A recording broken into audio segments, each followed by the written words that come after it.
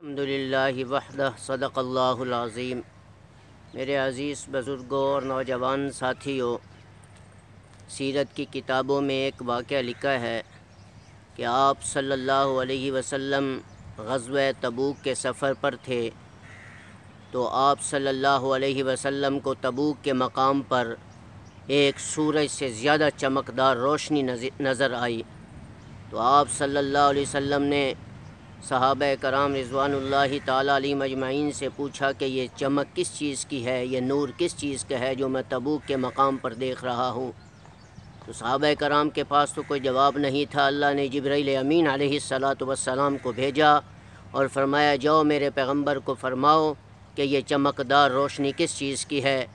تو حضرت جبرائیل امین علیہ السلام تشریف لائے تبوک کے مقام پر اور فرمایا اللہ کے رسول، یہ سورج کی روشنی اور نور نہیں ہے، بلکہ آپ صلی اللہ علیہ وسلم پر ایمان لانے والے صحابی جنہوں نے ساری زندگی آپ کی عزت و عظمت اور محبت اور غلامی میں گزاری ہے، اس معاویہ بن ابی معاویہ کا انتقال ہوا ہے، جس کے جنازے پر مدینۃ المنورہ میں 70,000 فرشتے شریک ہوئے ہیں، اترے ہیں۔ یہ ان کے نور نے سارے جہان کو پھیلا رکھا ہے۔ تو اللہ رب العزت نے فرمایا کہ اے جبرائیل ذرا میرے نبی پاک صلی اللہ علیہ وسلم کے سامنے حضرت معاویہ بن ابی معاویہ کا جنازہ لاؤ۔